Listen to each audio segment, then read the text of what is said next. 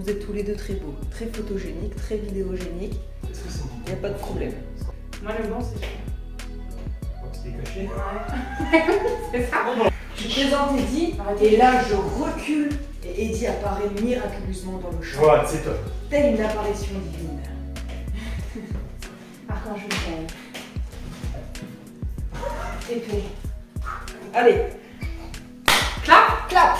Ok, on y va? Première piste. Ok. Hâte de vous retrouver pour une nouvelle vidéo sur la chaîne qui dépoussière. Putain. Je faisais même pas de tête qui ferait pourtant.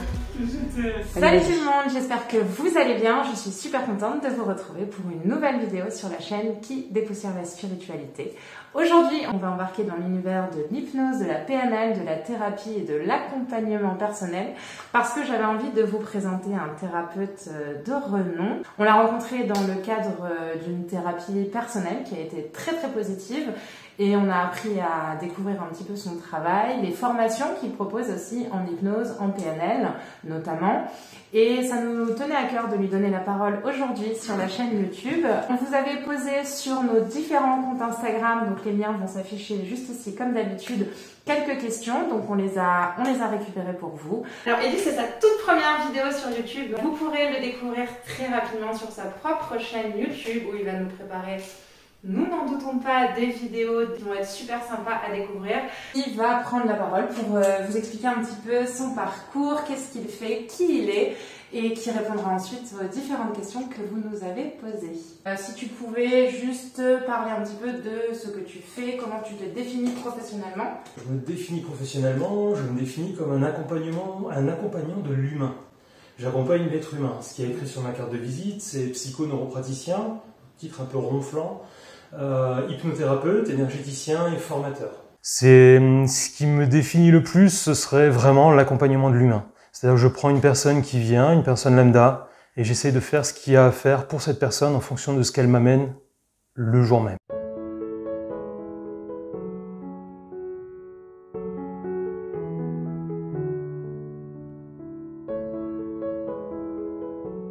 Je sais qu'avant, tu n'étais pas du tout dans ce domaine-là. Je crois que tu travaillais dans le domaine du bâtiment, si je ne me trompe pas. Est-ce que tu peux nous raconter un petit peu comment est-ce que tu es arrivé en fait à passer d'un métier très terre-à-terre à quelque chose de différent? Oui, ça paraît tellement différent et pourtant, moi je trouve que c'est extrêmement proche. Ouais. Dans le métier du bâtiment, j'ai fini par monter ma propre société pendant plus de 7 ans. Ouais. Et pendant ces 7 années où j'ai pu vraiment libérer mon expression, mon moi profond, j'ai accompagné en fin de compte les gens. J'étais vraiment là du début à la fin de la conception de leur logement. Je travaillais beaucoup dans la rénovation. Et automatiquement, ce qui se passait, c'est que j'accompagnais les gens pour qu'ils aient un meilleur cadre de vie. Et ce que je fais maintenant, en fin de compte, c'est d'accompagner les gens d'une toute autre façon, mais pour que leur vie change et que leur cadre de vie puisse s'améliorer également. Mais pour moi, c'est assez proche quand même.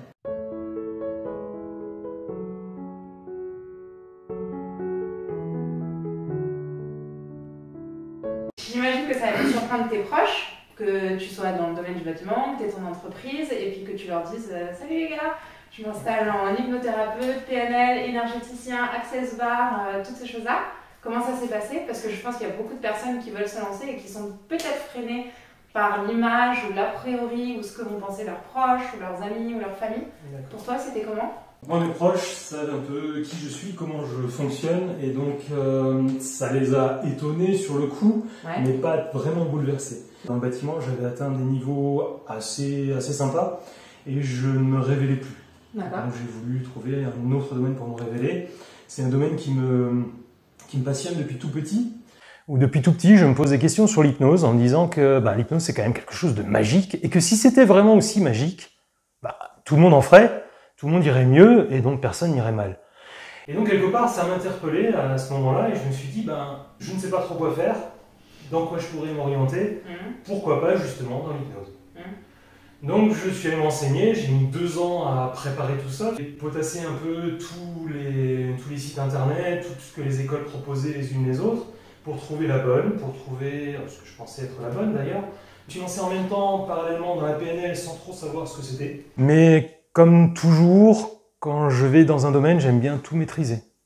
Donc j'ai voulu techniquement avoir vraiment tout ce qu'il faut pour pouvoir avancer dans la vie, pour pouvoir accompagner les gens pleinement, si déjà je le faisais. Et même là, j'étais ce que j'appelle un bourrin benet du bâtiment. C'est-à-dire que pour moi, tout ce qui était thérapeutique n'était vraiment pas pour moi. Aucune de ces thérapies n'était pour moi, parce que même aller parler à un psy, c'était juste impensable pour moi. Donc ce que j'ai fait, c'est que cette école avait un nouveau formateur qui arrivait, un monstre de l'hypnose, a envoyé un petit mail en me demandant si j'étais OK pour me lancer de cette façon, pour gérer le stress. Alors, à première vue, j'en ai encore un petit peu, dans certaines périodes. Il faut savoir qu'il y a du bon et du mauvais stress. Là, c'était pour gérer le mauvais stress. Oui. Et donc, dans un premier temps, effectivement, je ne savais pas trop quoi travailler. Donc, ma compagne qui était juste à côté de moi me disait tiens, tu te ronges les ongles. Donc, je disais ça à la personne au téléphone, le propriétaire de l'école, et qui me dit non, il faudrait un vrai truc, quoi. Bon, donc ma compagne me dit tu te ronges les ongles parce que tu es stressé. Et donc je lui dis oui, tiens, c'est vrai que le stress c'est quand même un gros truc dans ma vie, puisque je gère quand même pas mal de choses. Le stress, ce serait pas mal. Et là, il me répond non, mais là, il faudrait un truc quand même un peu moins gros. Bon. Enfin, quand on part sur le fait qu'on va gérer le stress, et puis que si je trouve autre chose, un peu moins chaud que le stress, mais quand même un peu plus que juste ronger les ongles, ce que je fais encore d'ailleurs, je viendrai avec ça.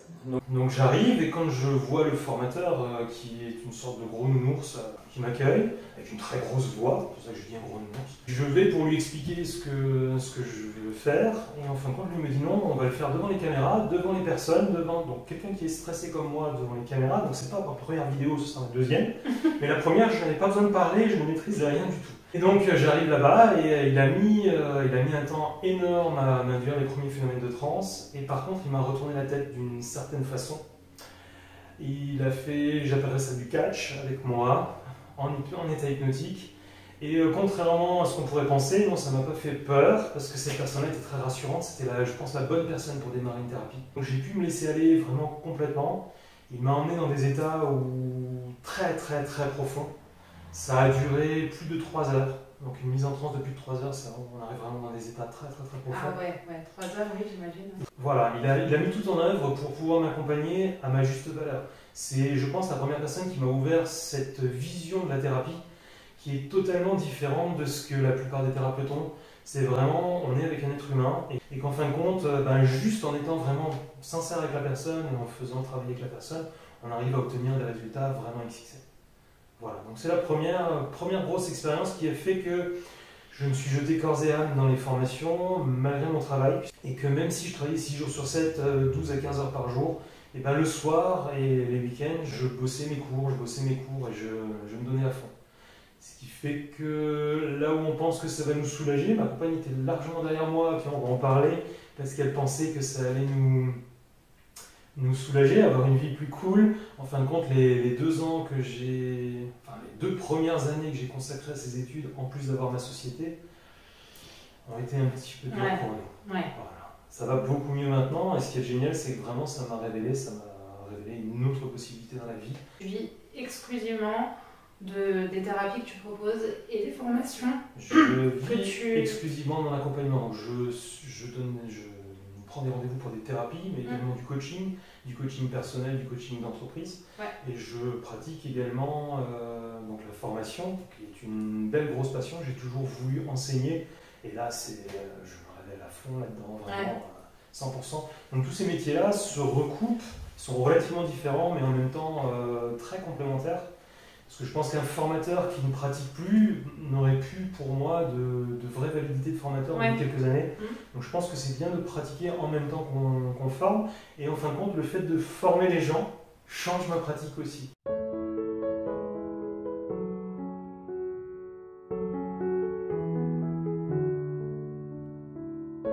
Eddie propose des séances seules ou même en couple, en présentiel dans son cabinet, donc là on est dans son cabinet à Forbach et l'autre il est à Montpellier. Et il propose aussi des séances d'accompagnement aussi en couple ou personnel par visio. Voilà. Donc où vous soyez en France, vous pouvez contacter Eddie. Nous, on l'a testé.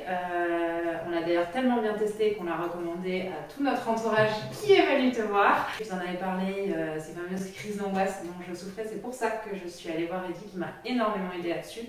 Et voilà, donc vraiment, on vous le recommande chaleureusement. Et c'est pour ça qu'on lui donne la parole sur la chaîne YouTube aujourd'hui. Parce qu'on a vraiment pleinement confiance en son travail. Travail sur lequel on va commencer à te poser un petit peu de questions.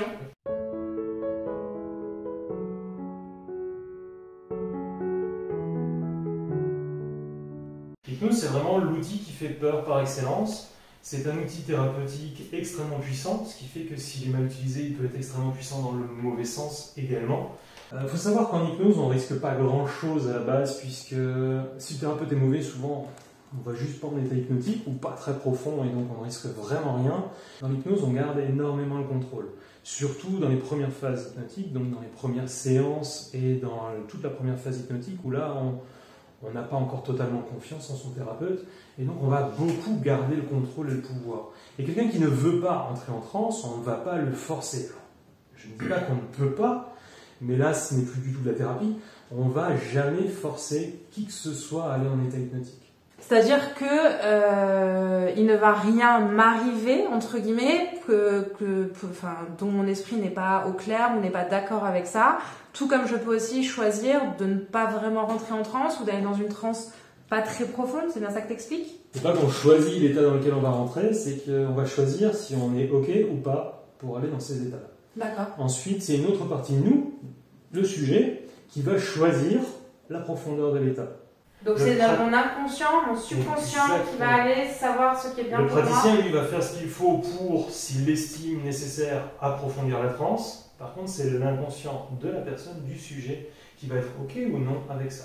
Donc là, je ne vais pas me faire d'amis, bien sûr, mais il y a... On a l'habitude de ne pas se faire d'amis sur la chaîne. Effectivement, je pense que notre rôle de thérapeute, c'est un rôle d'accompagnant. C'est pas un rôle de venir forcer. On n'a pas un rôle de sachant. J'ai un rôle juste d'accompagnant. Toutes les solutions, si on part du principe de Milton Erickson, toutes les solutions sont chez la personne et pas chez le thérapeute. Donc, on va utiliser les solutions de la personne qui seront 100 fois plus acceptées, beaucoup mieux acceptées et qui seront beaucoup plus efficaces pour la personne. Donc, dès qu'on force quelque chose chez une personne, on est, pour moi, à côté de la plaque.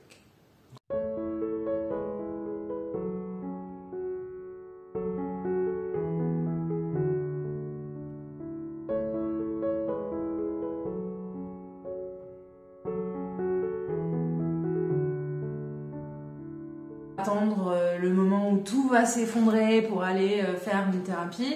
Il y en a d'autres, ça tourne dans la tête, je devrais, je sais pas, peut-être, machin. Puis il y en a qui sont découragés aussi parce qu'ils ont été voir des psys, des médiums, des énergéticiens. Donc est-ce que pour toi il y a un bon moment pour commencer une thérapie? Qu'est-ce qui fait qu'on ressent ce besoin? D'accord. Donc un bon moment, oui, il y en a un. C'est déjà quand on se pose la question. Quand on se pose la question, c'est souvent déjà le moment d'aller faire une thérapie. Puis mes formateurs qui me disaient toujours, ceux qui en ont le plus besoin, c'est ceux qui ne franchiront jamais la porte de ton cabinet. Je ne comprenais pas bien ça au départ, je ne voulais pas y croire surtout. Et maintenant, j'en suis intimement convaincu. Donc comme je vous le disais, moi j'étais plutôt le bourrin benet du bâtiment qui n'allait pas du tout en thérapie, quelle que soit la thérapie, quel que soit le thérapeute. Et que maintenant je n'arrive pas à comprendre qu'on puisse ne pas franchir le seuil de ma porte, que ce soit la mienne ou celle d'un autre thérapeute. Souvent, quand vous commencez à vous poser la question, c'est que déjà quelque chose, une autre partie de vous, vous le dit. Vous le faire sentir d'une manière ou d'une autre.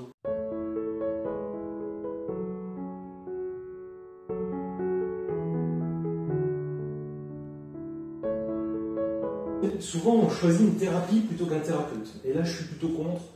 Ce qui est le plus important, c'est ce qui va se passer entre le thérapeute et le sujet.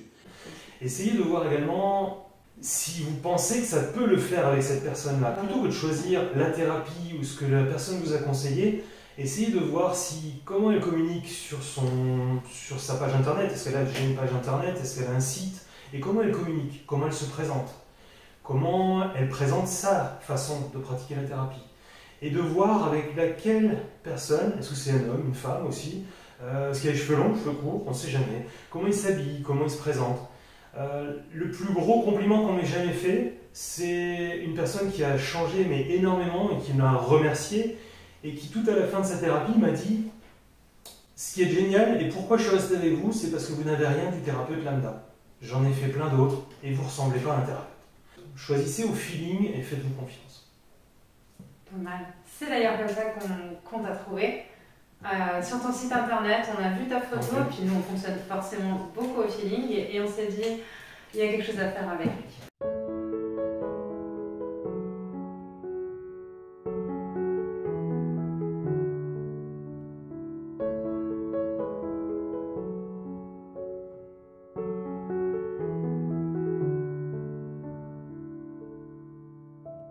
Il y a un sujet qui revient beaucoup quand on parle de l'hypnose, c'est tout le folklore qui est créé autour de l'hypnose, un petit peu comme les médiums d'ailleurs. On souffre vachement de ça, nous médiums. Donc par rapport à l'hypnose, il y a ce fameux Mesmer là qui nous fait de l'hypnose, un spectacle en fait. Et puis il y a aussi des films, il y a notamment des films genre Meurtre sous hypnose, des choses comme ça. Et du coup, quand on parle de l'hypnose, par exemple Morgane qui est formée à l'hypnose, quand on en a parlé autour de nous, beaucoup ont ressorti ça, en fait, tout ce folklore, en fait. Est-ce que tu trouves ça bien qu'au final, on parle de l'hypnose dans une culture mainstream ou pas du tout? Le folklore, moi j'adore. Personnellement, des gens comme Mesmer, j'adore. Je n'ai pas vu ces spectacles en direct, mais oui, il fait autant de mal que de bien pour l'hypnose, parce que si on l'écoute bien, il dit beaucoup de bien de l'hypnose. Et en même temps, il nous fait beaucoup de mal puisque les gens ont peur ensuite de devoir faire la poule. On m'a posé 2-3 fois la question, surtout au début, si les gens allaient faire la poule. Mesmer, c'est quand même quelqu'un qui a été pendant 7 ou 9 ans, je ne sais plus, il le dit dans son livre. Il a été thérapeute et il s'est rendu compte que si on veut gagner sa vie, il ne faut pas être thérapeute, il vaut mieux travailler dans le spectacle. Ouais. Donc voilà, maintenant il est riche, on peut dire ce qu'il est. Ouais. Il vit très bien l'hypnose, donc comme quoi ça peut être très lucratif, l'hypnose aussi. Mais il ne faut pas forcément le pratiquer comme moi. Il faudrait plus faire du spectacle. Donc moi j'aime bien parce que Mesmer c'est quand même une belle personne, je pense. Je pense pas qu'il ait de problème avec l'hypnose, bien au contraire. En fin de compte, il démocratise un peu ça aussi, puisque si on parle beaucoup de l'hypnose, c'est aussi grâce à des gens comme Mesmer, c'est grâce à des films.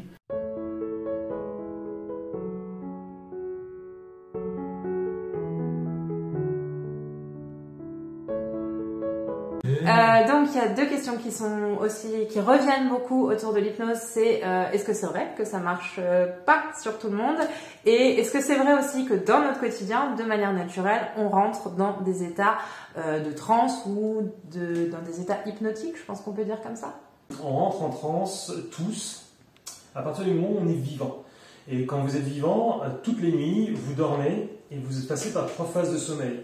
Un sommeil léger, un sommeil profond, et entre les deux, un sommeil paradoxal. C'est-à-dire que même avant de vous endormir, vous êtes obligé de passer par cette phase de sommeil paradoxal. Le sommeil paradoxal n'est rien d'autre qu'une transe hypnotique. J'avais entendu que quand on roulait, il y a des moments où on rentrait aussi un petit peu en transe. Je vais venir, ok. Ça, c'est vrai ou pas? Chaque personne, dans sa vie de tous les jours, dans la journée, on a une transe flash de toutes les 90 minutes. Si pendant cette transe flash, au moment où ça arrive, vous êtes en train de fixer quelque chose du regard, ou vous êtes concentré sur votre conduite, vous êtes concentré sur le sport que vous êtes en train de pratiquer, il se peut que vous déconnectiez totalement. Vous continuez à pratiquer le sport, vous continuez à rouler en toute sécurité, puisque vous êtes en mode survie, et en même temps, vous n'êtes plus du tout là. Donc une partie de vous est là, le mode survie, et vous allez tout faire mieux que d'habitude. Le sport, c'est là où on excelle dans le sport, c'est là qu'on excelle aussi quand on pratique des vidéos ou la médiumnie et qu'on est vraiment dans cet état-là, on va exceller 10 fois plus que d'habitude. Et en même temps, c'est juste ce phénomène de la transe est là, on est dans les 90 minutes et c'est la transe flash qui débarque au même moment où on est concentré totalement sur quelque chose.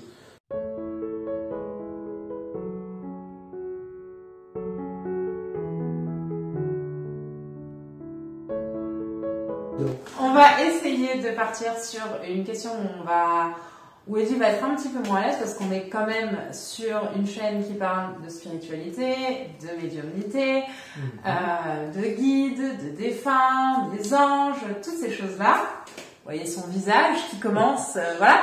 Et je sais, parce que Eddy m'en a parlé lors de séances qu'on a pu faire, qu'au début tu étais réfractaire, je ne sais pas si le mot est trop fort. En tout cas, au début, tu n'étais pas du tout ouvert à la possibilité des thérapies naturelles, la litho, le reiki, les médiums, la voyance et tout ça. Et je pense que ça nous intéresserait, mes abonnés, de savoir aujourd'hui, en tant qu'hypnothérapeute, quelle est ta position sur la médiumnité, la spiritualité, quand tu as des gens par exemple qui viennent te voir parce qu'ils n'arrivent pas à faire le deuil de quelqu'un et qui te disent qu'ils ont été faire un contact défunt, comment est-ce que toi en tant que thérapeute et peut-être aussi en tant que personne humaine incarnée dans la matière, comment tu vis tout ça? L'ouverture à l'hypnose et à la PNL m'a ouvert à beaucoup d'autres choses, puisqu'en même temps que l'hypnose et la PNL, je me suis aussi formé aux soins énergétiques. Alors là, c'était juste impensable pour moi, ne serait-ce que 6 mois avant. Et je me suis tellement formé en soins énergétiques que je suis devenu ce qu'on appelle facilitateur, c'est-à-dire que j'étais enseignant en soins énergétiques très rapidement. Ça m'a ouvert un tout nouveau monde. En même temps, quand je suis entré en formation d'hypnose, je suis tombé, je ne sais pas si ça a été fait exprès, si c'est un appel de l'univers ou quoi, j'avais 5 médiums avec moi. J'en ai rencontré un, mais alors, qui m'a laissé un peu sur le cul, je peux le dire. Ce qui est drôle, c'est que quand tu nous as eu en séance la première fois, oui. la deuxième fois, du coup, tu nous as dit cette phrase, tu nous as dit « Ah, ça va, parce que vous êtes dans la spiritualité, dans la médiumnie, dans l'énergétique, mais ça va, vous n'êtes pas trop perché. » Ce qui sous-entend que tu as dû rencontrer des personnes assez perchées. On a de tout. Alors nous on les adore sur la chaîne, les gens perchés. Nous on en a rencontré pas mal, hein. J'en ai parlé, ces gens qui se prennent pour la réincarnation du Christ, du pape, on en a rencontré. Mais donc toi aussi j'imagine? J'en ai rencontré aussi, j'accepte ça maintenant avec beaucoup de bienveillance, parce qu'en fin de compte, en PNL, dans tout ce qui est PNL, on va travailler beaucoup sur ce qu'on appelle les systèmes de croyances. Et si c'est utile pour la personne, il faut garder cette croyance. Si c'est pas utile pour cette personne, on va travailler sur cette croyance pour la modifier, pour essayer de l'aider à modifier. Quelqu'un qui vient et qui me dit qu'il a vu l'archange qui est venu lui caresser la tête, et bien si ça lui a permis de passer quelque chose de difficile à ce moment-là, c'est totalement la réalité. Pourquoi ce ne serait pas la réalité? On sent le côté réfractaire de la médium qui commence à se réveiller. Si vous voulez. Mais c'est juste, à partir du moment où c'est bon pour la personne, c'est pour ça que je disais de ne pas choisir la thérapie, et là je parlais même des médiums, des passeurs d'âme et de tout ce qui peut tourner autour, c'est qu'à partir du moment où ça peut aider la personne... Des passeurs de quoi? Si ça peut aider la personne, pour moi, ben, tout est bon à prendre. D'accord. Le but de mon existence maintenant, en tant que thérapeute, on va mettre entre guillemets thérapeute, en tant qu'accompagnant je préfère, c'est que la personne aille mieux. Et tout ce qui sera nécessaire pour elle sera bon à prendre. Est-ce que tu considères que tu as des guides, auxquels tu peux peut-être donner un nom différent, mais est-ce que tu considères que tu as des guides? Je pense que oui, en l'appelant différemment, effectivement. Et comment tu l'appelles, si tu veux bien me dire? Ton moi supérieur? Moi, je l'appelle mon instinct. D'accord, mais donc c'est pas une entité, une âme extérieure à toi, selon toi? Non.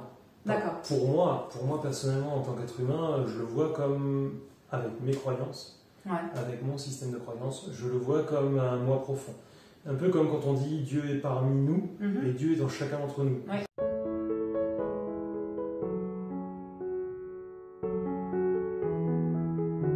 Par exemple, est-ce que c'est possible que tu fasses une séance d'hypnose pour aider quelqu'un à rencontrer son guide ou à aller communiquer avec un défunt? Ou est-ce que tu pratiques l'hypnose régressive par rapport aux vies antérieures, ou c'est un truc auquel tu touches pas du tout? Est-ce que ça peut être utile Alors, justement, ou est-ce que tu conseillerais d'autres outils, d'autres approches, d'autres thérapies? Ou de ne pas en faire, peut-être aussi, de laisser les choses se faire naturellement, c'est aussi une possibilité. C'est là qu'on va voir la pratique de l'hypnose. Moi, je suis un praticien de l'hypnose qui est ouvert à tout ça. D'accord. Et qui est donc OK pour accepter et accueillir ce que la personne amène. D'accord. Plutôt que de me dire ça c'est bien, ça c'est pas bien, je préfère accueillir la personne comme un être humain. D'accord. Avec toutes ses croyances, avec tout son vécu, et de travailler comme elle est. Et non pas comme moi j'aimerais qu'elle soit. Donc il est possible que tu fasses une séance d'hypnose régressive. Il m'est arrivé si de faire de l'hypnose régressive, il m'est arrivé de faire contacter effectivement, d'ailleurs même sur une séance où c'était pas prévu que la personne contacte le monde des anges, et elle y allait d'elle-même et a contacté à première vue son guide spirituel qui est resté pendant pas mal de temps son guide spirituel d'ailleurs. D'accord. Et on a travaillé de cette façon-là. De la bonne façon. D'accord. J'ai d'autres exemples aussi, des médiums qui viennent me voir parce qu'elles n'ont plus le don, ou en tout cas une partie de leur don est coupée. Tu penses que c'est un don, la médiumnité? Je ne pense pas. On est d'accord. On est d'accord. Je ne d'accord. pense pas. Je pense qu'on peut le voir comme un don, comme on peut ne pas le voir comme un don, et que dans les deux cas, ça ne change pas grand-chose, ça fonctionne de la même façon. Ouais. Et là, la personne, justement, si on le voyait comme un don, ça voudrait dire qu'elle a perdu une partie de son don. Et donc, c'est trop tard, on ne peut plus rien y faire. Alors que si on ne le voit pas comme un don, et qu'on le voit avec un esprit comme un muscle, ouvert différemment, ouais, comme un truc à travailler, j'ai réussi à l'aider à d'elle-même rouvrir sa porte en une seule séance. Donc c'est quand même quelque chose qui est assez sympa de parfois voir les choses d'une manière différente, juste pour qu'on puisse aider les personnes d'une manière différente aussi.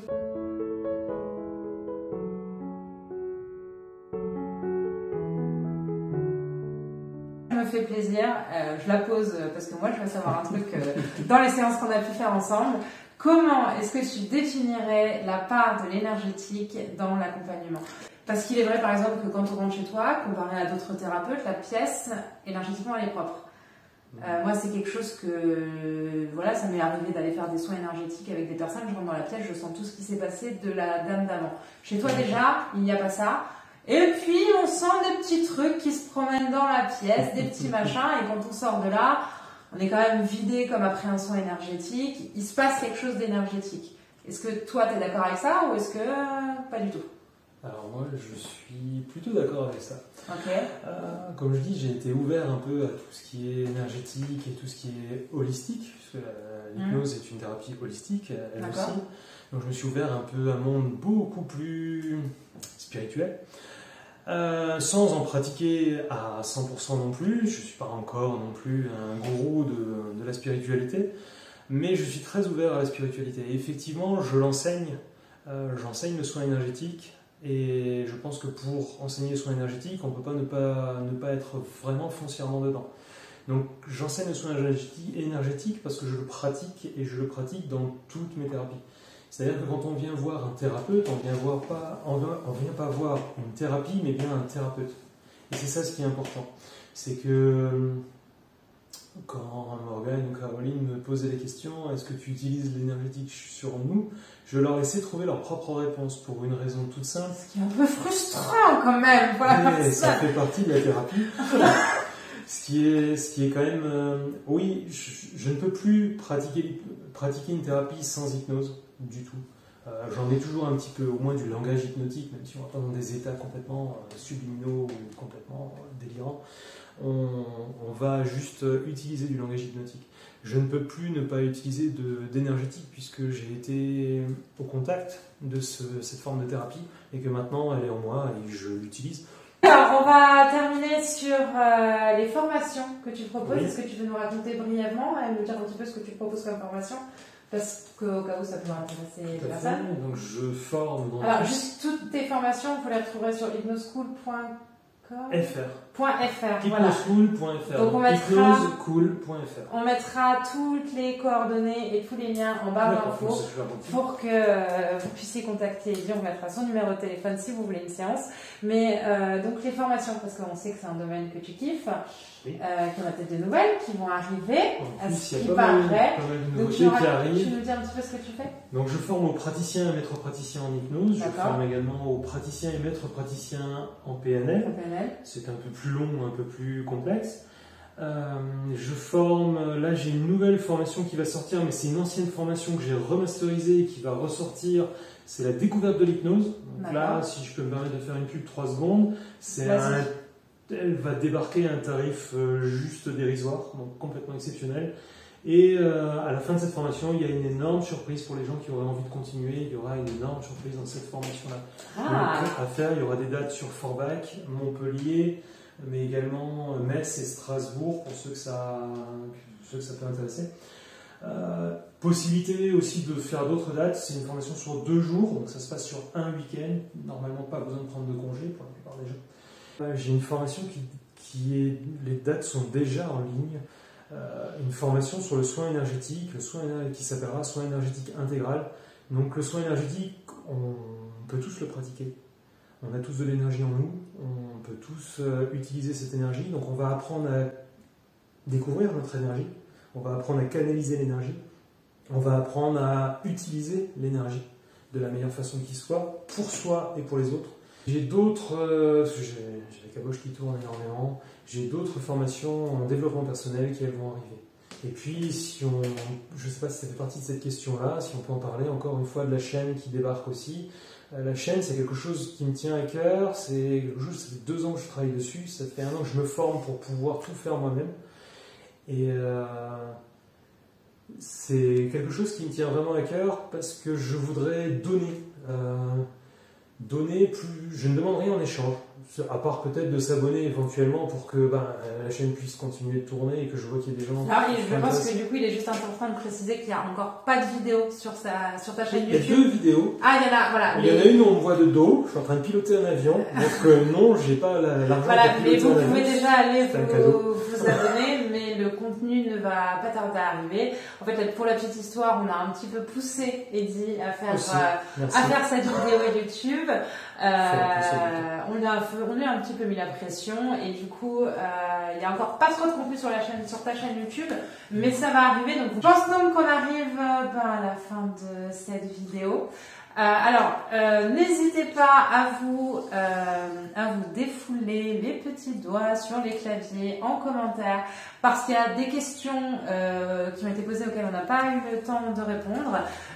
Vu cette première bonne expérience, je pense que si vos petits doigts partent dans certains sens, on pourra peut-être se permettre de refaire quelque chose ensemble. Parce que pour moi, même si c'était un peu stressant au début, je trouve que c'était une très belle expérience.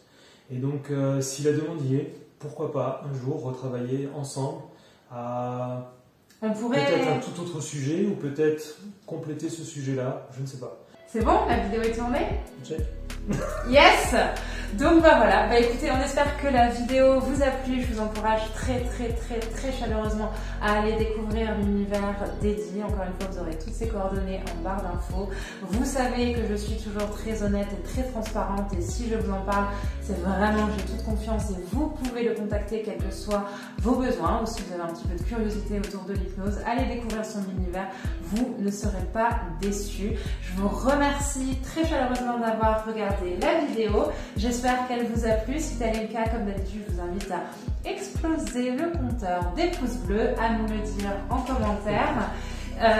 Et puis, comme d'habitude, je vous envoie une multitude de pensées lumineuses, bienveillantes et remplies d'amour. Et je vous dis à très vite pour de prochaines vidéos. Bye bye!